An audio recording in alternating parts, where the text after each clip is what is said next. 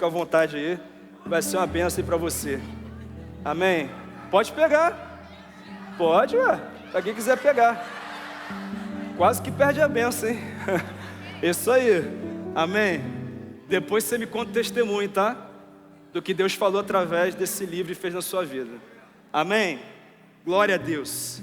Queria que você abrisse a sua Bíblia no primeiro livro dos Reis, no capítulo 13. Quem tem Bíblia aí? Seja, meu irmão, muita gente com Bíblia impressa aí, hein? Louvado seja o nome do Senhor, hein? Mas a Bíblia do smartphone também funciona, tá? O que importa não é se a Bíblia é impressa ou é no smartphone. O que importa é que ela seja obedecida, amém? Então, primeiro livro dos Reis, no capítulo de número 13. Eu tenho uma palavra importante para você, para mim, para essa geração. O homem de Deus que veio de Judá. Por ordem do Senhor, um homem de Deus foi de Judá a Betel, quando Jeroboão estava em pé junto ao altar para queimar incenso. Ele clamou contra o altar segundo a ordem do Senhor: ó altar, assim diz o Senhor, um filho nascerá na família de Davi, e se chamará Josias. Sobre você ele sacrificará os sacerdotes dos altares idólatras que agora queimam incenso aqui, e ossos humanos serão queimados sobre você. Naquele mesmo dia o homem de Deus deu um sinal. Este é o sinal que o Senhor declarou: o altar se fenderá, e as cinzas que estão sobre ele se derramarão. Quando o rei Jeroboão ouviu que o homem de Deus proclamava contra o altar de Betel, apontou para ele e ordenou: prendam-no. Mas o braço que ele tinha estendido ficou paralisado e não voltava ao normal. Além disso, o altar se fendeu e as suas cinzas se derramaram, conforme o sinal dado pelo homem de Deus por ordem do Senhor. Então o rei disse ao homem de Deus: interceda junto ao Senhor, o seu Deus, e ore por mim, para que meu braço se recupere. O homem de Deus intercedeu junto ao Senhor, e o braço do rei recuperou-se e voltou ao normal. O rei disse ao homem de Deus: venha à minha casa e coma algo, e eu o recompensarei. Mas o homem de Deus respondeu ao rei: mesmo que me desse a metade dos seus bens, eu não iria com você, nem comeria, nem beberia nada neste lugar, pois recebi estas ordens pela palavra do Senhor: não coma pão, nem beba água, nem volte pelo mesmo caminho por onde fui. Por isso, quando ele voltou, não foi pelo caminho por onde tinha vindo a Betel. Verso 11. Ora, havia um certo profeta, já idoso, que morava em Betel. Seus filhos lhe contaram tudo que o homem de Deus havia feito naquele dia, e também o que ele dissera ao rei. O pai lhes perguntou por qual caminho ele foi, e os seus filhos lhe mostraram por onde tinha ido o homem de Deus que viera de Judá. Então disse aos filhos: selem um jumento para mim. Depois de selarem o jumento, ele montou e cavalgou à procura do homem de Deus, até que o encontrou sentado embaixo da grande árvore. E lhe perguntou: você é o homem de Deus que veio de Judá? Sou, respondeu. Então o profeta lhe disse: venha à minha casa comer alguma coisa. O homem de Deus disse: não posso ir com você, nem posso comer pão ou beber água nesse lugar. A palavra do Senhor deu-me esta ordem: não coma pão, nem beba água lá, nem volte pelo mesmo caminho por onde você foi. O profeta idoso respondeu: eu também sou profeta como você. E um anjo me disse por ordem do Senhor: faça-o voltar com você para a sua casa, para que coma pão e beba água. Mas ele estava mentindo. E o homem de Deus voltou com ele e foi comer e beber em sua casa. Enquanto ainda estavam sentados à mesa, a palavra do Senhor veio ao profeta idoso que o havia feito voltar. E ele bradou ao homem de Deus que tinha vindo de Judá: assim diz o Senhor, você desafiou a palavra do Senhor e não obedeceu a ordem que o Senhor, o seu Deus, lhe deu. Você voltou e comeu pão e bebeu água no lugar onde ele falou que não comesse nem bebesse. Por isso, o seu corpo não será sepultado no túmulo dos seus antepassados. Quando o homem de Deus acabou de comer e beber, o profeta idoso selou seu jumento para ele. No caminho, um leão atacou e o matou, e o seu corpo ficou estendido no chão, ao lado do leão e do jumento. Que o Senhor nos revele essa palavra, amém? Eu preciso começar fazendo algumas perguntas a você. O tema dessa palavra é como manter a chama acesa até o fim. E a primeira pergunta que eu quero fazer a você é: por que algumas pessoas começam a caminhada com Deus tão apaixonadas e anos depois parecem irreconhecíveis? Uma segunda pergunta: você é rápido para obedecer a Deus ou costuma procrastinar a obediência? Uma terceira pergunta: qual seria o maior perigo para você? Uma tentação que tem cara de tentação ou um engano que parece verdade? Uma penúltima pergunta é importante: você está construindo uma fé que resiste ao tempo ou apenas vivendo um momento de entusiasmo? E uma última pergunta que você precisa responder no seu coração: se hoje fosse escrito o último capítulo da sua história com Deus, esse capítulo inspiraria pessoas ou serviria de advertência para elas sobre como não viver a vida? São algumas perguntas que o capítulo 13 do primeiro livro dos Reis nos ensina a responder, porque talvez esse seja um dos relatos mais assustadores das Escrituras. E não é porque ele começa com um homem carnal, que não tinha compromisso com Deus, que não levava Deus a sério, que brincava com as coisas espirituais, que vivia uma vida de hipocrisia, que ia para a igreja, mas na verdade não era igreja, que levantava as mãos no louvor, mas na verdade a sua vida não tinha rendição de verdade a Deus. Não, esse relato não é sobre isso. Esse relato é sobre um homem que foi chamado como homem de Deus pelo próprio Deus, que obedeceu a Deus de forma radical, foi enviado por Deus, foi usado por Deus, enfrentou um rei idólatra, numa cidade idólatra, em uma das estações mais hostis da história do povo de Deus. Ele chegou ali e ele profetizou, e imediatamente o que ele disse que ia acontecer, aconteceu. Algo sobrenatural. Um rei carnal, depois disso, se rende a ele, se humilha diante dele, pedindo ajuda a ele, e ele ajuda. Deus ouve a oração e realiza mais um milagre através da vida daquele homem.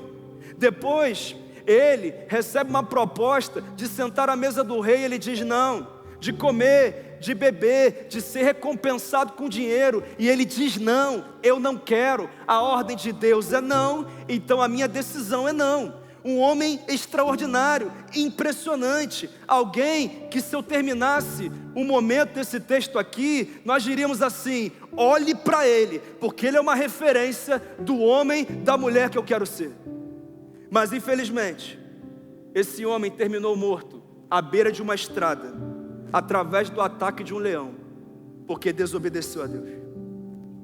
E a grande pergunta que esse texto nos obriga a fazer é: como alguém que começou tão bem pôde terminar tão mal?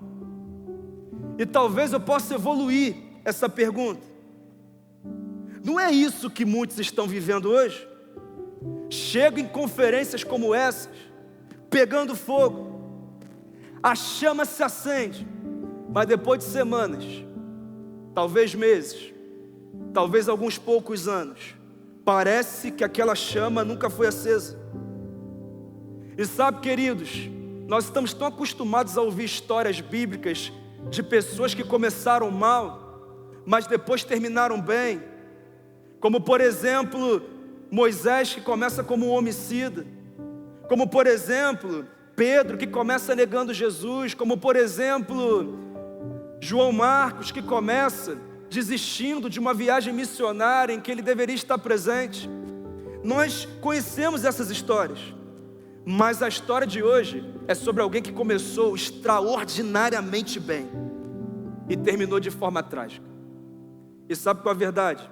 Isso deveria nos assustar, e nos assustar muito, porque talvez seja exatamente por isso que Deus permite um relato desse nas Escrituras. Não apenas para nos impressionar, mas para nos advertir. É Deus dizendo: olha, vocês não precisam terminar assim. Vocês podem terminar com a chama acesa. Vocês podem ser encontrados por mim em uma vida de obediência, de temor, de compromisso, de sinais, de milagres, de maravilhas. O testemunho de vocês pode ser diferente do testemunho da maioria dessa geração. Um testemunho em que você começa queimando e você termina incendiado. E você mantém a tua chama acesa, você mantém o teu compromisso, o teu temor se mudar apenas aumenta, porque cada vez você quer mais Deus, você quer mais da presença, você quer mais da glória, você quer ser mais usado por Ele. Esse pode ser o seu testemunho. E sabe, meus irmãos, talvez a advertência mais perigosa da Bíblia não seja sobre pessoas que nunca caminharam com Deus, mas seja sobre pessoas que caminharam, que foram usadas, serviram, lideraram, influenciaram, viram promessas se cumprindo em suas vidas e através de suas vidas, mas mesmo assim não permaneceram. E vamos ser honestos, todo mundo aqui conhece alguém assim, sim ou não? Inclusive talvez você tenha chegado nessa conferência exatamente assim, como alguém que um dia já foi apaixonado por Deus, grandemente usado por Deus, mas por algum motivo, hoje não é mais. Hoje não é mais. E sabe qual a verdade? As estatísticas dizem que muitos jovens começam a caminhada cristã entusiasmados, mas quando chegam à vida adulta, há uma redução significativa no temor, na entrega e até mesmo na presença desses jovens na igreja. É o que as pesquisas dizem. Então a grande verdade é que a pergunta de hoje não é como é que eu faço para a chama ser acesa, porque essa é a parte mais simples. A pergunta de hoje é: como é que eu faço para, independente do cenário, independente dos processos que eu viver, independente dos desafios da minha vida, a chama que um dia se acendeu permanecer acesa, não por 2 dias de conferência, não pelos primeiros meses da minha vida cristã, não por alguns anos, mas todos os dias da minha vida até que Ele venha. Essa é a grande pergunta que nós precisamos responder hoje, e esse texto nos ensina. Eu quero compartilhar, então nós vamos orar. A primeira direção que esse texto nos dá é que um coração em chamas obedece de forma radical. O que eu vou pontuar agora está nos versos 1 a 10. Um coração em chamas obedece de forma radical. E quando eu falo de obediência radical, eu não estou falando de fazer coisas extravagantes para Deus apenas. Eu estou falando de levar Deus tão a sério que eu não consigo cogitar a possibilidade de não levar a sério aquilo que Deus me disse para ser e para fazer. Uma obediência radical. Foi o que esse homem fez. O texto já começa chamando ele de homem de Deus. Quem chama esse homem de Deus foi o próprio Deus. Nós estamos acostumados a ver pessoas chamando homens e mulheres de homens e mulheres de Deus. Mas esse texto não diz que as pessoas disseram que ele era um homem de Deus. O próprio Deus disse: ele é um homem de Deus. Foi Deus que disse. E isso aqui precisa chamar a nossa atenção, porque a grande verdade é que eu, você, nós podemos ser chamados de homens e mulheres de Deus por outras pessoas, mas só Deus sabe quem é de verdade e quem é fake news. Só Ele sabe quem faz parte da igreja visível, que todos podem ver, e da igreja invisível, que somente Ele pode viver. Só Ele sabe, só Ele sabe.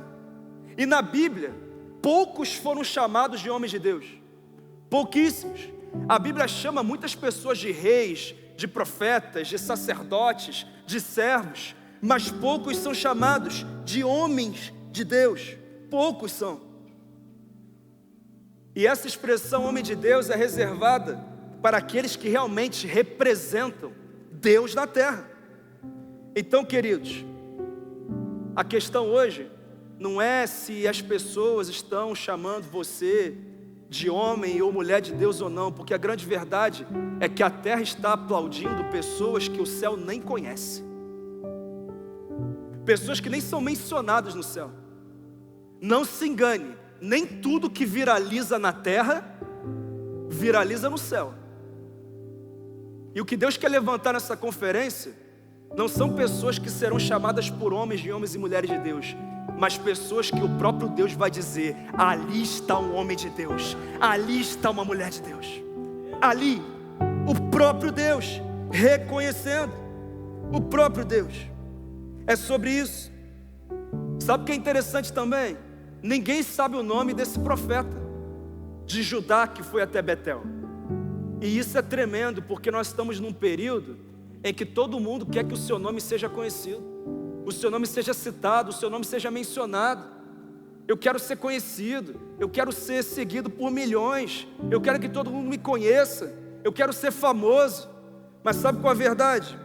Tem muita gente que ninguém conhece na terra, mas o céu está falando o tempo inteiro sobre essas pessoas. E Deus está levantando uma geração nessa conferência de homens e mulheres que talvez nunca sejam famosos nessa terra, mas serão conhecidos no céu. Onde estão esses homens e mulheres aqui, irmãos? Eu realmente creio nisso. Então, debaixo da ordem de Deus, esse homem, esse jovem profeta, chega sozinho em Betel. Betel foi o mesmo lugar em que Jacó viu uma escada, viu anjos. E ele deu o nome de Betel, que significa casa de Deus. Mas depois da divisão de Israel em reino do norte, reino do sul, a coisa saiu do controle.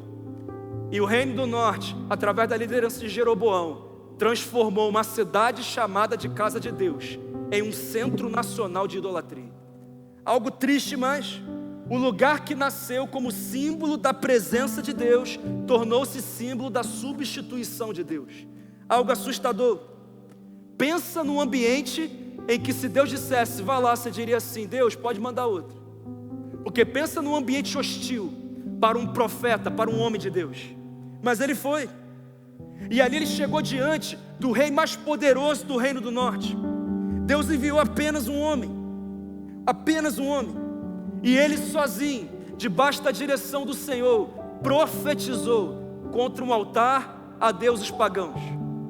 E ele disse: olha, o Senhor manda dizer que esse altar irá fender-se, suas cinzas serão derramadas sobre ele. E quando Jeroboão vê aquela profecia, ele aponta o braço para ele e fala: prende esse homem agora, prende esse profeta aí agora. E exatamente no momento que ele aponta o braço para ele, o texto conta que o braço dele ficou paralisado. E ao mesmo tempo, a profecia do homem de Deus se cumpre, porque o altar fendeu-se na frente dele, na mesma hora, algo sobrenatural. E quando Jeroboão viu aquilo, ficou assustado, porque ele percebeu que ele, que era a autoridade máxima na terra, estava sendo humilhado pela autoridade máxima que há no céu, na terra e debaixo da terra, o Deus daquele homem de Deus, o Deus de Israel. Então ele diz desesperado: por favor, ora o teu Deus. Não ora o meu Deus, não. Não ora nesse altar aqui, não. Ora o teu Deus, que o teu Deus é que tem poder. Ora ele, para que meu braço volte ao normal. E o homem de Deus fez uma oração: Deus, acho que às vezes a gente lê umas coisas na Bíblia assim que parecem são muito normais, né? O braço estava paralisado e falou: Deus, resolve isso aí para mim, por favor. Na hora, o braço voltou à normalidade. Irmão, não leia a Bíblia entendendo como algo comum, não, tá, irmão? Não leia a Bíblia entendendo como algo comum, é sobrenatural.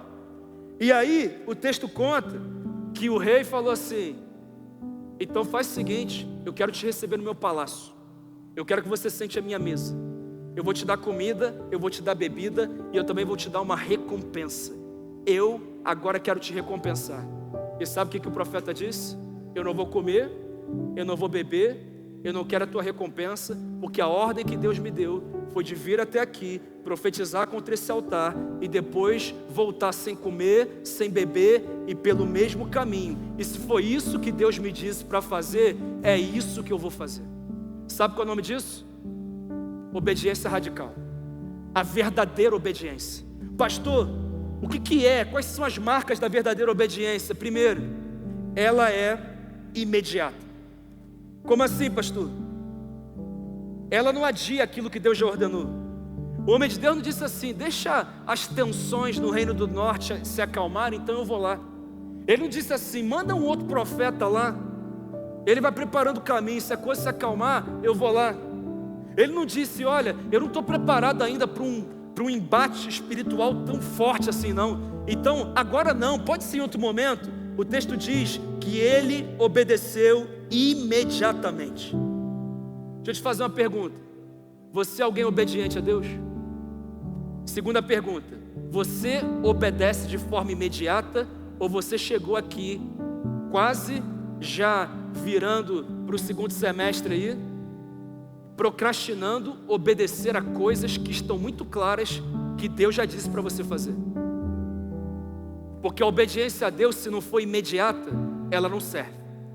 Deus não aceita meia obediência, Ele não aceita 90% de obediência, Ele aceita a obediência completa, imediata, voluntária. Foi isso que aconteceu. Quantas pessoas estão dizendo para Deus: Deus, eu ouvi que eu tenho que terminar esse relacionamento, mas eu vou tentar mais um pouco.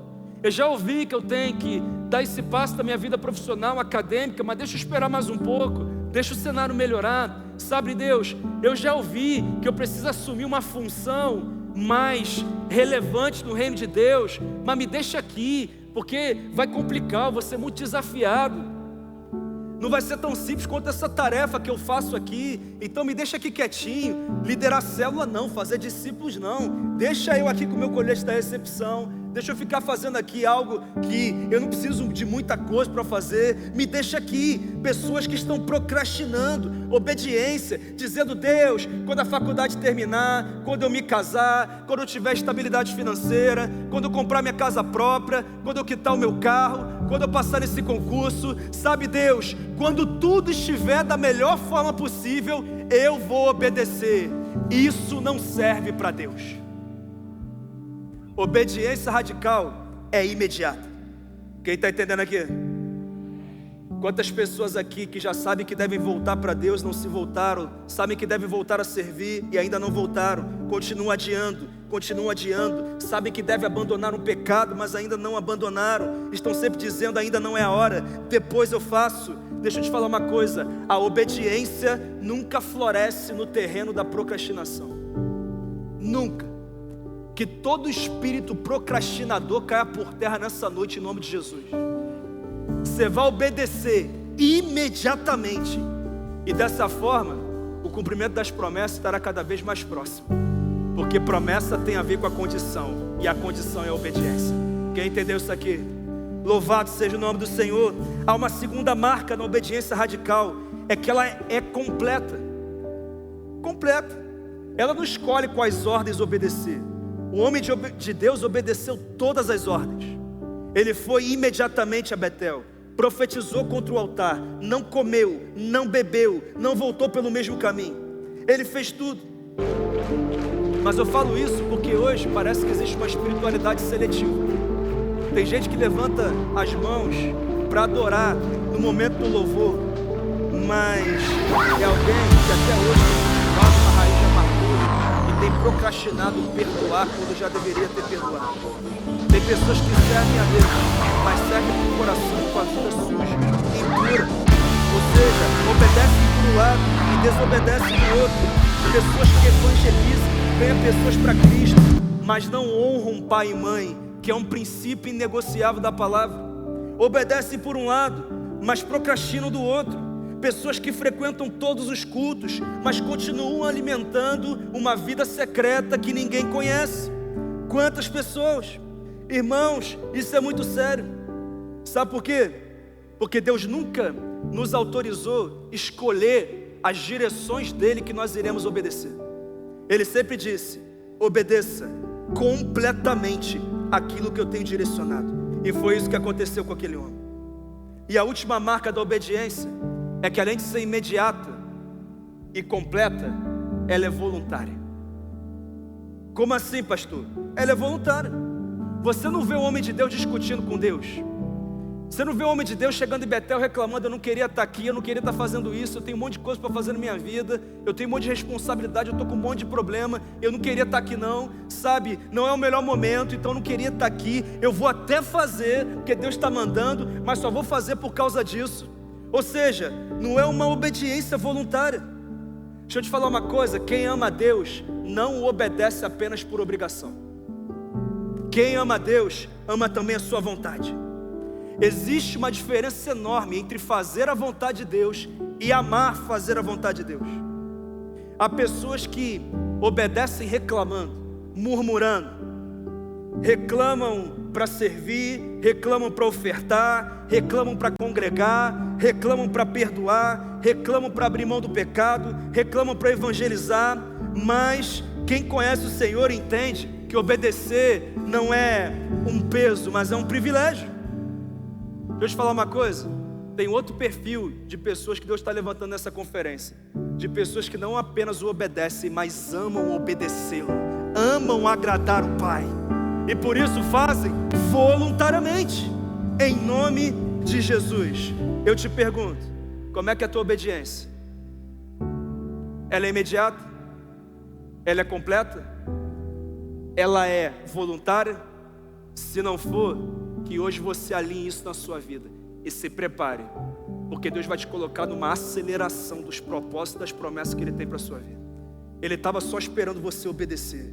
Ah, pastor, mas eu achei que Deus ia mandar um fogo novo sobre a minha vida, eu achei que Ele ia fazer uns milagres na minha vida, eu achei que assim, eu ia ver anjos de um lado para o outro, eu achei que eu ia ter uma experiência com Deus que eu nunca tive. Sabe, tudo isso é maravilhoso, mas talvez para algumas pessoas o que você precise não seja mais uma experiência ou mais uma conferência. O que você precise talvez seja obedecer aquilo que você não obedeceu. É simples assim, não tem frase de impacto não, tem a palavra revelada do Senhor. A grande verdade é que antes do keep burning, tem que ter o start burning, irmão. E não dá para obedecer a Deus com 10% da nossa vida, tem que ser 100%. Onde está o povo que vai obedecer 100% aqui, irmãos? Pensa no que Deus pode fazer com uma geração que obedece a Ele com totalidade. Esse estado verá, essa nação verá, a história verá. Louvado seja o nome do Senhor, aleluia. Obediência radical. Mas segundo, eu aprendo nesse texto que para alguém que quer manter a chama acesa, a palavra de Deus deve ser a última palavra. A última palavra. O verso 11 em diante diz: ora, havia um certo profeta já idoso que morava em Betel. Seus filhos lhe contaram tudo que o homem de Deus havia feito naquele dia, e também o que ele dissera ao rei. Vamos para o verso 14. E cavalgou à procura do homem de Deus, até que o encontrou sentado embaixo da grande árvore. E lhe perguntou: você é o homem de Deus que veio de Judá? Sou, respondeu. Então o profeta lhe disse: venha à minha casa comer alguma coisa. O homem de Deus disse: não posso ir com você, nem posso comer pão ou beber água nesse lugar. A palavra do Senhor deu-me esta ordem. Verso 18. O profeta idoso respondeu: eu também sou profeta como você. E um anjo me disse por ordem do Senhor: faça-o voltar com você para a sua casa, para que coma pão e beba água. Mas ele estava mentindo. E o homem de Deus voltou com ele e foi comer e beber em sua casa. Meus irmãos, até aqui estava tudo bem. Se terminasse aqui a história, nós contaríamos de outra forma o testemunho da vida desse homem de Deus. Talvez pudesse ter se tornado o maior exemplo de fidelidade do Antigo Testamento. Mas a narrativa mudou, porque nos 10 primeiros versículos apenas uma voz governava a história: a voz de Deus. Não havia conflito, não havia negociação, não havia procrastinação, não havia dúvida. Mas então chegou um novo personagem, um velho profeta que morava em Betel. E aquele profeta chegou até aquele homem de Deus, aquele jovem profeta. E sabe, deixa eu te falar uma coisa: se você olhar para a história, você vai perceber que o maior perigo daquele homem já não era Jeroboão, porque Jeroboão tentou intimidá-lo e fracassou, tentou prendê-lo e fracassou, tentou recompensá-lo e fracassou, ele não conseguiu derrubá-lo, então Satanás mudou de estratégia. E eu queria que você entendesse uma coisa: o inimigo nunca desiste de te derrubar, porque de repente você chegou aqui dizendo: eu venci a tentação, glória a Deus, mas se prepare para vencer a próxima. Porque quando ele não consegue te vencer de uma forma, ele muda a forma. E se ele não conseguir, ele muda de novo. E ele vai tentando uma forma de conseguir te convencer a fazer aquilo que ele quer que você faça, e não aquilo que Deus quer que você faça. Ele nunca desiste de você. Ele continua.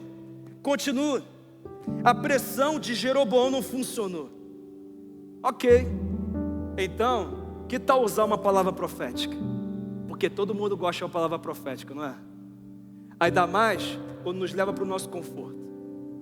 Ainda mais quando diz tudo aquilo que nós queremos ouvir. Ainda mais quando é aquilo que o nosso coração estava desejando. Todo mundo gosta de uma palavra profética. E deixa eu te falar uma coisa. Eu não sei quanto tempo durou esse relato até aqui, mas eu imagino que muito tempo. Então aquele homem estava sem comer, sem beber, estava cansado. Pensa numa proposta interessante: eu vou comer, não qualquer comida, mas a comida do rei.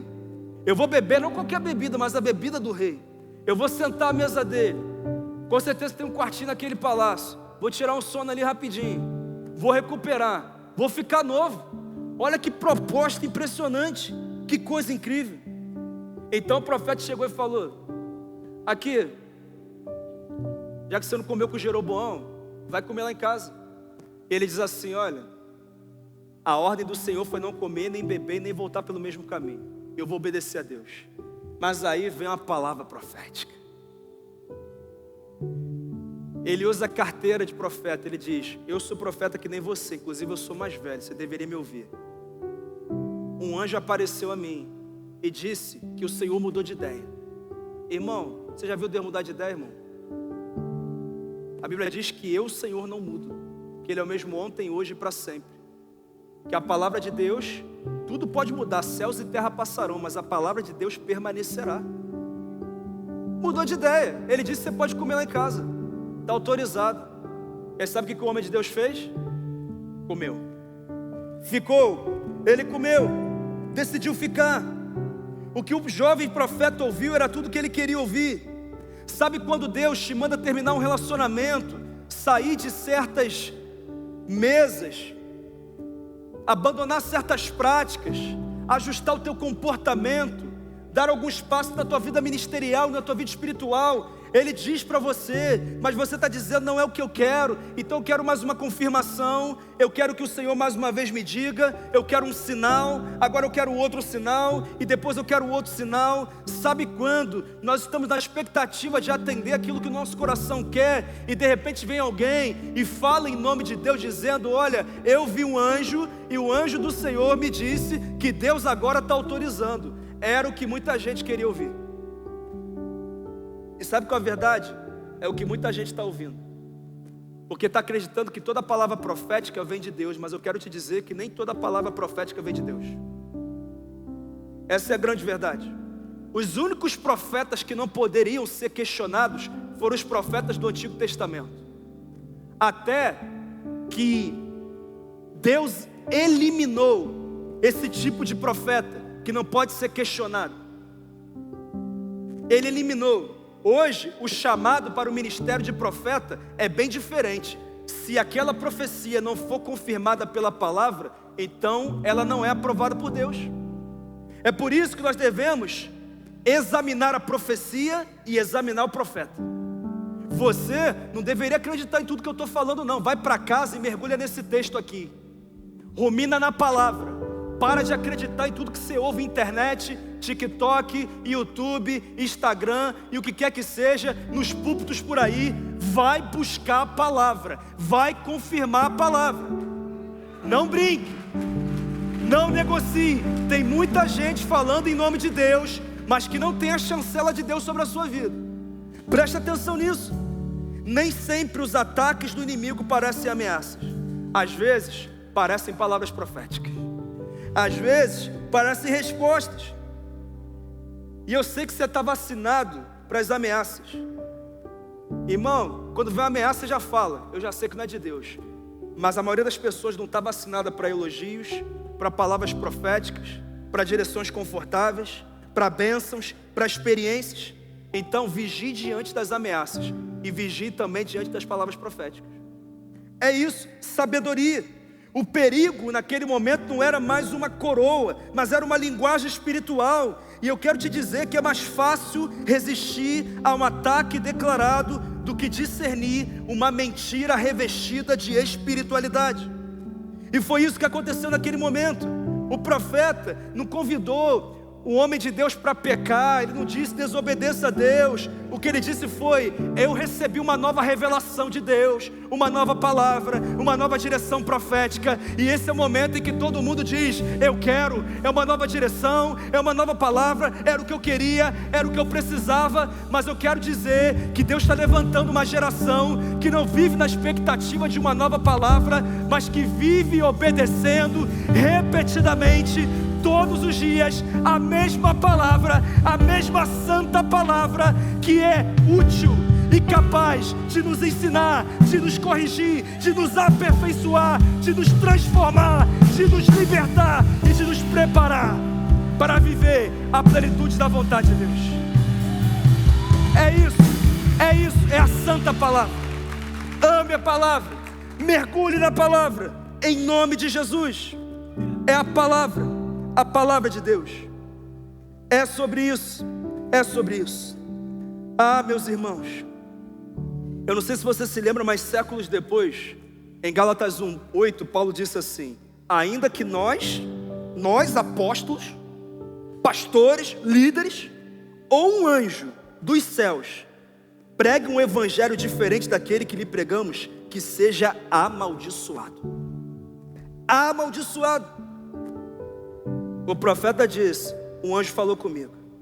Ainda que um anjo fale, ainda que aconteça uma experiência sobrenatural, eu queria te dizer uma coisa: a autoridade nunca esteve na experiência, a autoridade sempre esteve na palavra de Deus. E isso precisa estar muito claro no nosso coração. Nenhuma experiência espiritual tem autoridade para cancelar uma palavra que Deus já falou claramente. Tome muito cuidado. O próprio Moisés, em Deuteronômio 13, já dizia isso. Ele dizia: ainda que um profeta faça sinais e maravilhas, se suas palavras conduzirem o povo à desobediência, ele não deve ser ouvido. Não se engane, Satanás também opera com sinais, com milagres, com maravilhas. Ele também tem poder. Ah, meus irmãos, milagres não autenticam uma mensagem. O que autentica uma mensagem é a fidelidade à palavra de Deus. E nós precisamos entender isso. E vamos prestar atenção numa coisa do texto. Onde é que o profeta velho morava? Em Betel, o ambiente mais idólatra da terra. Como é que um profeta de Deus mora num ambiente como esse e nada muda? Deixa eu te falar uma coisa: tem muita gente que tem jeito de profeta, que tem até carteira de profeta, mas que a vida não evidencia que Deus está chancelando o ministério e a caminhada dele. Tome muito cuidado, porque não é difícil ter cacuete de crente não, irmão. Não é difícil ter cacuete de profeta não. Não é difícil mudar a voz quando eu estou orando e parecer espiritual. Isso não é difícil não, isso é muito fácil, qualquer um consegue. Para pregar a palavra de Deus não tem que mudar a voz, tem que pregar a palavra. Pregar a palavra, apenas a palavra. É isso que muda a nossa vida. O que mudou a minha vida desde que eu nasci. Porque eu nasci em berço evangélico, me batizei aos 10 anos voluntariamente. E graças ao Senhor eu nunca pensei em abandonar o meu Jesus.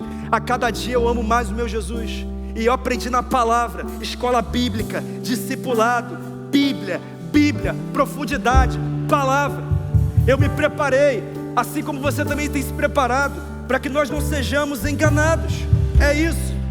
Quantas pessoas ainda são fascinadas por experiências espirituais, revelações, sonhos, visões, e tudo isso é maravilhoso, e Deus muitas vezes nos dá essas experiências, mas eu quero dizer que o problema começa quando uma experiência passa a corrigir aquilo que Deus já revelou.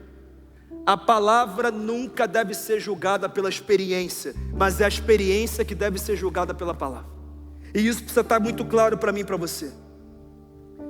O que me assusta nesse texto é que não foi apenas o fato de ouvir um velho profeta que mudou a vida dele, mas foi que aquele homem de Deus aceitou avaliar novamente uma direção clara que Deus já havia dado para ele. Deus tinha sido claro. Pode dizer uma coisa para você aqui? Para de pedir a Deus confirmação daquilo que Ele já deixou claro para você. Para. Você não precisa mais de confirmação, você precisa de obediência. E acreditar que ninguém se arrepende por obedecer a Deus. Mas eu conheço muita gente que se arrepende por ter procrastinado a sua obediência.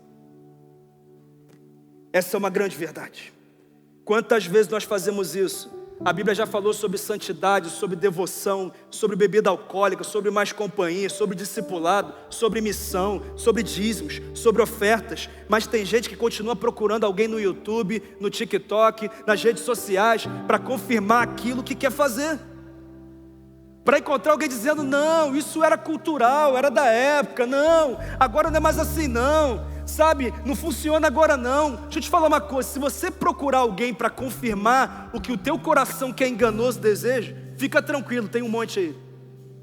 Mas você só precisa de um livro para não perguntar mais nada para Deus. Porque aqui, ele não apenas começou a escrever, mas ele encerrou a maior revelação que já deixou para a humanidade. A Bíblia, a santa palavra do Senhor. Você tem meditado nela? Como é importante ouvir isso. Ah, meus irmãos, o problema nunca foi falta de Bíblia. O problema é quando começamos a procurar alguém que autorize o que Deus proibiu. E talvez seja exatamente esse o problema daquele homem. Mas eu te pergunto, será que tem alguém aqui pedindo mais uma confirmação para Deus daquilo que Ele já deixou claro, que não vai mudar? Talvez a confirmação seja essa própria palavra. O que eu disse, eu já disse. Eu não vou falar de novo. Só obedeça, em nome de Jesus. Mas em penúltimo lugar, eu aprendo nesse texto que não podemos tratar como comum o que Deus chama de santo. O que eu vou falar aqui está nos versos 20 a 32. Pastor, o que aconteceu? Ele decidiu ouvir o profeta velho, comeu. E aí, o profeta velho agora foi tomado pelo Espírito Santo e disse, você desobedeceu a Deus. Pastor, como é que é esse negócio? Irmão, Deus usa quem quer. Nossa, ele é muito usado por Deus, é homem de Deus. Deixa eu te falar uma coisa. Nem todo mundo que é muito usado por Deus é homem de Deus. Deus usou um profeta carnal. Deus já usou mula. Fala aí quem mais Deus já usou. Então assim, ser usado por Deus não significa que Deus está aprovando a nossa vida. Ele usa até gente carnal para cumprir propósitos divinos. Ele usou um rei ímpio chamado Sírio, do Império Persa, para ser um instrumento para tirar o povo dele do exílio babilônico. Não era homem de Deus não, mas Deus usou ele. Então tome cuidado. Foi o que aconteceu ali. Foi o que aconteceu. E o texto conta que o profeta falou, pode subir no meu jumento e vai nele. E no meio do caminho, um leão atacou aquele homem de Deus. Matou ele. Mas tem algo bem curioso aqui. Você já viu um leão atacar um ser humano e do lado tem carne pronta para ele, jumento, não atacar? Você já viu leão não terminar a refeição? Matou o homem, mas não comeu o homem. E nem comeu o jumento. Pastor, como assim? Quem mandou o leão foi Deus, irmão. E até os leões obedecem às ordens de Deus. Foi o que aconteceu ali. Morreu. O profeta velho foi usado por Satanás para direcionar, mas agora foi usado por Deus para dizer, você errou e você não vai ser sepultado com seus antepassados. Irmãos, isso é assustador. E talvez a pergunta que seja é, pastor, ele só comeu um pão? E esse é o nosso problema. Essa é a pergunta que a nossa geração tem feito, e a pergunta errada. Nós aprendemos a medir o pecado pelo tamanho da atitude, mas Deus nunca mediu o pecado assim. Deus mede o pecado pela santidade de quem foi desobedecido. Não importa se comeu pão, se bebeu água, se foi uma mentirinha só, se foi só um detalhezinho só. Não é sobre o tamanho da atitude, é sobre o tamanho do Deus que está sendo desobedecido, irmão. É sobre isso. Ele perdeu o temor. O problema nunca foi pão, água ou refeição. O problema foi a desobediência. Irmãos, se nós reduzimos essa história a um homem que morreu por causa de uma refeição, nós transformaremos o nosso Deus em um Deus arbitrário. Mas se nós entendermos que Ele morreu porque tratou uma ordem clara de Deus como negociável, nós começaremos a entender o que significa o temor do Senhor. Nós vamos entender. Foi isso que aconteceu. A ordem foi: não coma, não beba, não volte pelo caminho. Foi simples, não precisava mudar. Mas eu queria que nós entendêssemos algumas coisas. Não é o tamanho da atitude, é o tamanho do Deus que se entristece por causa da atitude errada. Quem está entendendo isso aqui? É importante. E nós nos acostumamos tanto com o sagrado que deixamos de tratá-lo como santo. Eu não sei se você é como eu assim, a nossa igreja é no aeroporto, né? Mas mesmo assim, passa aeroporto o tempo inteiro. Aeroporto, avião, né? O tempo inteiro. Toda vez que passa o avião, eu fico olhando que nem um bobo, cara. Impressionado com aquilo ali. Quem é assim também, irmão? Eu fico. Nem um bobo. Mas o que acontece com quem trabalha no aeroporto todo dia? Já acostumou a ver avião, nem liga mais, não faz mais diferença. Assim como quem, quando foi morar perto da praia, irmão, nossa, estou perto da praia. Hoje não vai nem na praia. Mora perto das montanhas, admirava as montanhas, tirava foto todo dia na montanha. Hoje, passa e nem vê a montanha. Irmão, sobre avião, sobre montanha, sobre praia, tá tudo bem. Mas sabe qual é o problema? Nós estamos fazendo o mesmo com Deus e com a presença. Nós estamos tratando como comum aquele que é santo. Nós entramos num ambiente como esse e achamos que está tudo bem, nós ficamos no celular olhando um monte de coisa.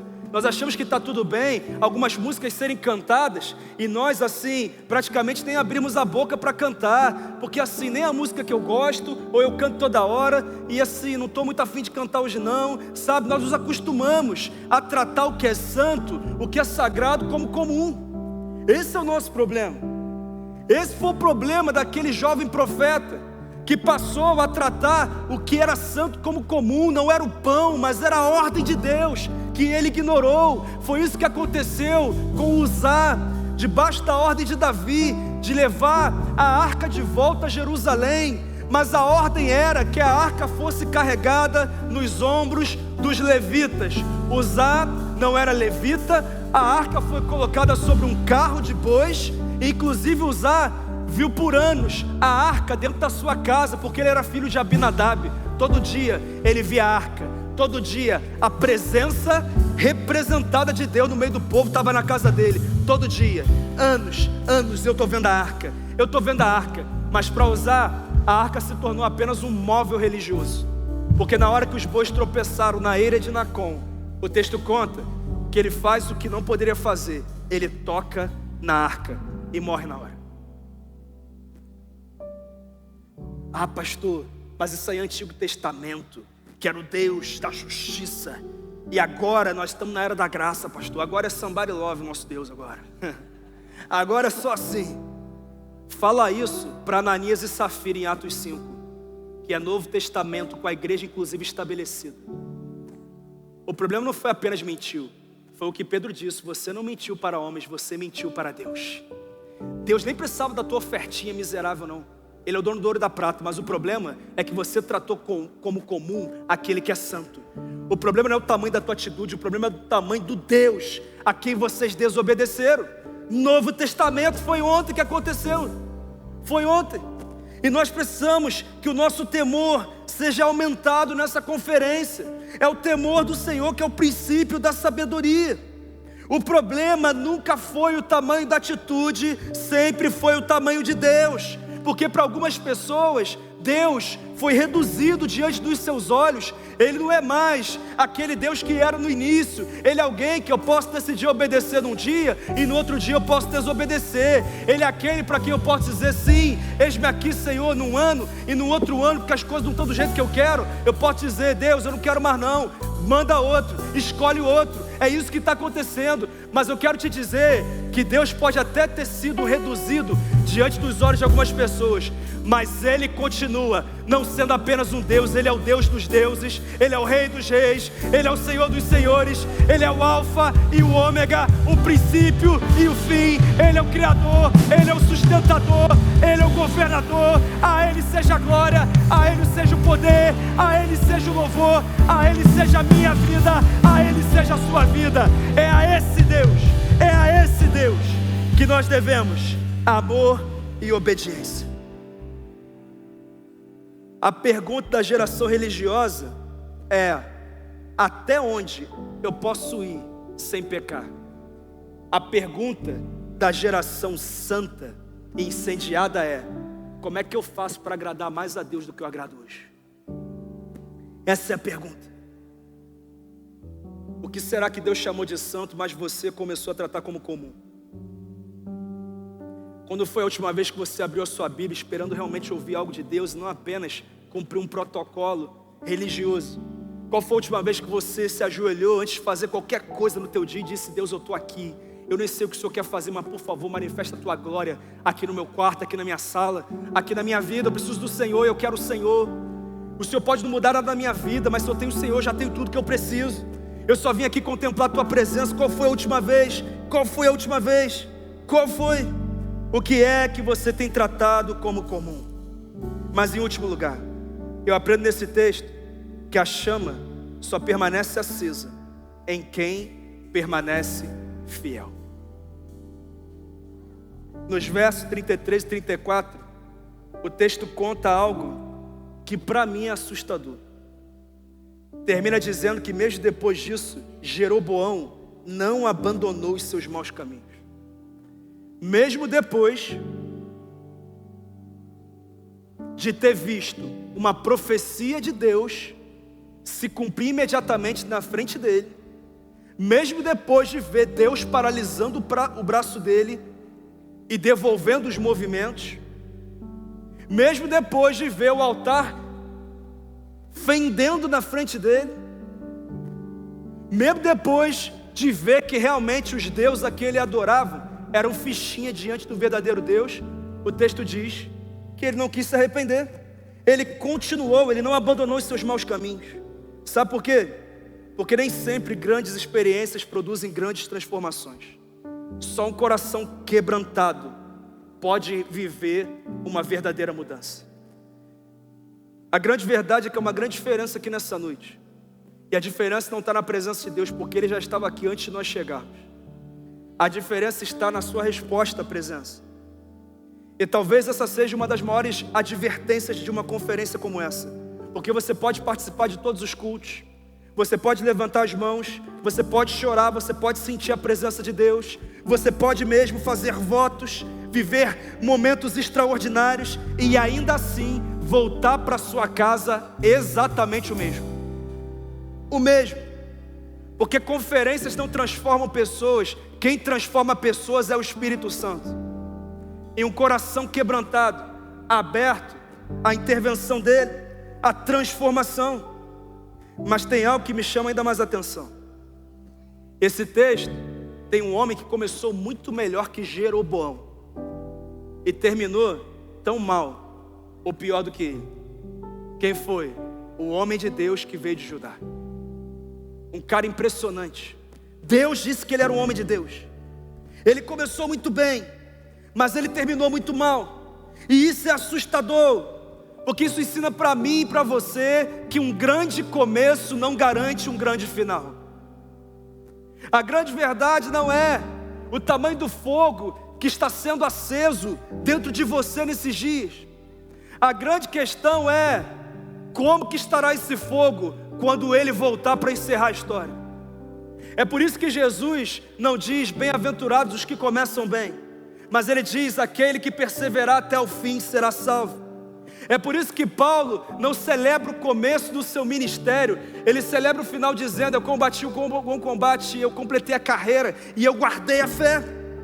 É por isso que Jesus, na carta à igreja em Esmirna, ele diz: ser fiel até a morte e dar-te-ei a coroa da vida. Jesus, O céu não celebra apenas quem começou queimando, mas quem permanece queimando. É isso. Eu sei que a nossa geração celebra a intensidade, mas Deus celebra a perseverança. A nossa geração celebra momentos, mas Deus celebra uma vida inteira. Nós costumamos celebrar um culto, mas Deus celebra a caminhada. E é por isso que hoje à noite ou amanhã você vai encontrar alguém que não veio aqui e que vai te fazer uma pergunta: e aí, a conferência foi boa? Como é que foi? Foi boa? E eu vou te dar um conselho de uma resposta.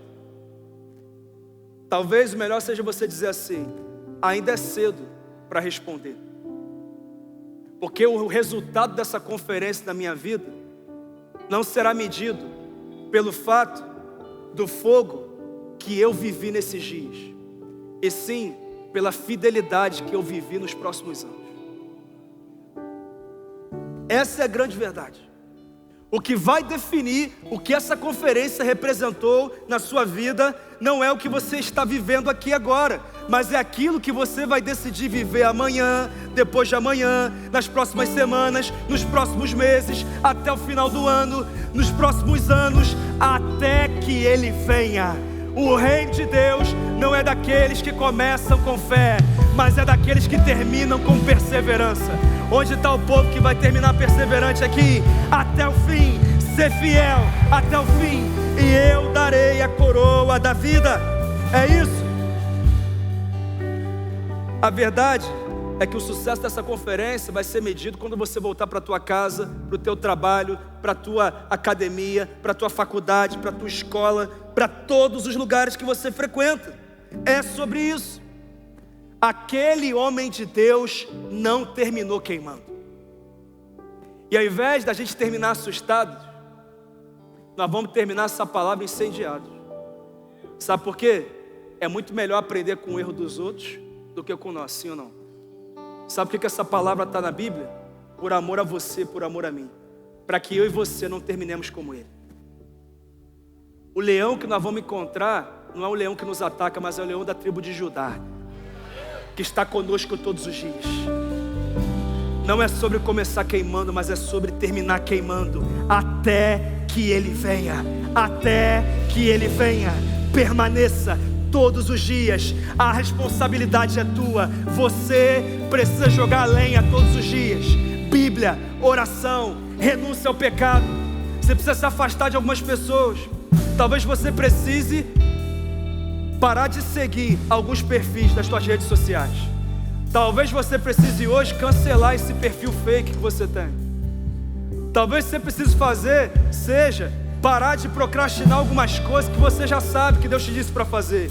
Talvez o que você precise fazer hoje seja dizer: Deus, tá bom, eu vou parar de dizer que eu te sirvo, enquanto eu sirvo numa tarefa muito simples para mim.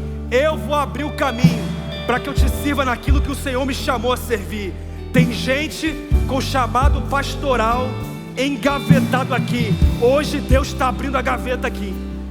Deus está abrindo a gaveta aqui e está dizendo: eu te chamei, eu te escolhi.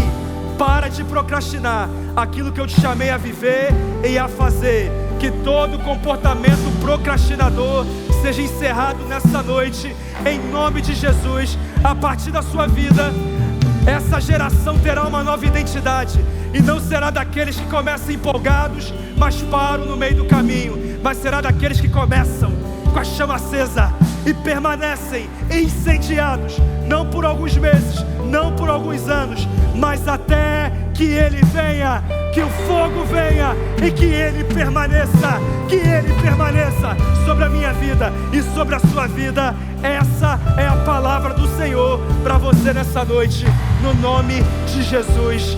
Amém. Amém. Deus falou com você? Você quer ser daqueles que permanecem? Você quer se posicionar para isso hoje? Então sai do teu lugar, o altar está aqui. E agora que você não vai receber só um fogo, não. O espírito de perseverança está sobre você. Pode vir aqui, pode vir. Pode vir, o altar está aqui, pode vir. Pode vir, pode vir. Deus está te chamando. Uma nova geração começa aqui nessa noite. Uma nova mentalidade. um novo coração, uma nova postura, uma nova realidade, um novo comportamento, uma nova cultura de hábitos, um novo momento, uma nova entrega, um novo nível de rendição. Deus está te chamando. Deus te chama. Qual é a sua resposta? Deus te chama. Qual é a sua resposta? Qual é a sua resposta? Em nome de Jesus. Em nome de Jesus. Em teus olhos e fez